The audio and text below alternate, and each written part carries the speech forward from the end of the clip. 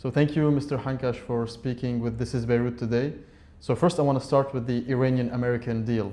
Iranian officials are saying that Lebanon is linked to the broader regional negotiations, while Israeli officials say that Hezbollah is not part of the deal. In your view, why is Iran insisting on keeping Lebanon as a part of the deal? What is important is what the Lebanese state states, and that's what we look for. The President Joseph Aoun has clearly announced that Lebanon negotiates on behalf of Lebanon, and that's it. And no one negotiates on behalf of the Lebanese people, especially not the Iranians who brought only destruction and misery to this country.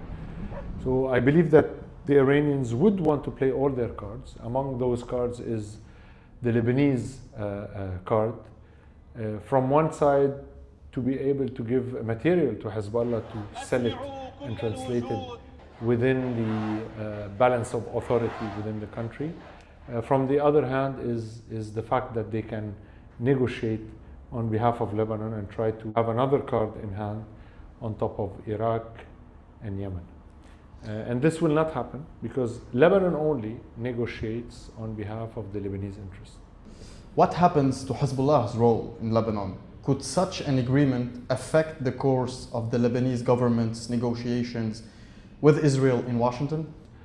Today we do have a team of diplomats headed by our ambassador Simo Karam and our ambassador to the States, Nada Ahmedi. And this is a clear mandate that this team has to negotiate on behalf of the Lebanese people. Other than that, we're not concerned. Definitely Iran is the donor and the supporter, the sole supporter of Hezbollah. And this could have a repercussion on Hezbollah's handing or disarmament of Hezbollah in this agreement. However, if this is not the case, I believe that Lebanon will proceed in its negotiations with the Israelis, and the Lebanese armed forces will have to implement and execute the decision of the Lebanese government that was decided, ratified in the government, in the cabinet, on the 5th and the 7th of August. So after every time a US-Iran agreement comes close to being reached, Hezbollah frames it as a victory. And some of its officials have issued what appears to be threats toward the domestic arena. What are Hezbollah's chances to topple the government? Do they possess the tools to do it? Zero chances to topple the government. The government is protected by the Lebanese people's support. Not Hezbollah, not few leaders of Hezbollah will be able to topple this government from one side. From the other side, I believe that Hezbollah is part of the government. If they don't like it, let them leave this government. Let them have the courage to leave, to resign from this government if this government does not align with their Iranian agenda. And I dare Hezbollah to do it. Hezbollah cannot last further. After this war, the second day of this war, we will have to discuss internally what will happen next and how we will coexist together in one country. There are no taboos. We will have to discuss everything, be it decentralized system, be it federal system, be it two separate states from Hezbollah. But we will not coexist with the weapons of Hezbollah. Today, does Lebanon have the tools to resist to Hezbollah if some kind of deal could empower Hezbollah, if the Iranians get the funds unfrozen?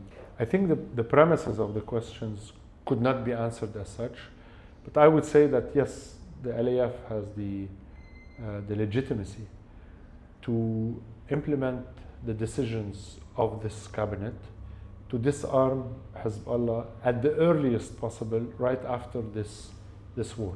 I believe that there is a mindset from the states people, be it the president or the prime minister, to avoid internal clashes. And this is understandable for a certain period of time, but it could not be understandable since we've been trying to avoid that since a year and a half. And I think time has come to say we can no longer delay the rebuilding of the state in Lebanon, and we have to move on and step forward towards building a normal state. I think as much as we try to avoid the internal clash, I think at one point the army has to go forward with the implementation, and it goes as far as the intrusion of the army in Dahi. But yes, to go and confiscate all the weapons of that are outside of the state and the Lebanese army. To reach that, I believe it's either, before we reach that, it's either Hezbollah will abide by the decision that has been made, and that they are part as well of this government, regardless of their stand and position in this cabinet. But they have to either abide, or the army has to act. We tried, when we claimed, we asked the Speaker of the Parliament to discuss the war first, and to discuss the decision of Hezbollah that was solely made by Hezbollah, without going back to the state, without even discussing it with his partners in state. They decided to go into a war that we have nothing to do with, and they got us where we're at. Today, I believe we have no other option but to go directly in peace talks with the Israelis, and this is what's the diplomatic group in DC is doing. I think we should be bold. We should have the courage to say anything that brings back further interest. This is the mindset that we should have. You're talking about a country with a bit lower than 600 billion of GDP, with a country, our country, that is between 30 and 40 billion dollars of GDP. Definitely, if we aspire to become a tech innovation platform for the region, we have to think in this direction. If we want to be part of all the settlements that are being done for the region, for the trade activities in the region, we have to look into that.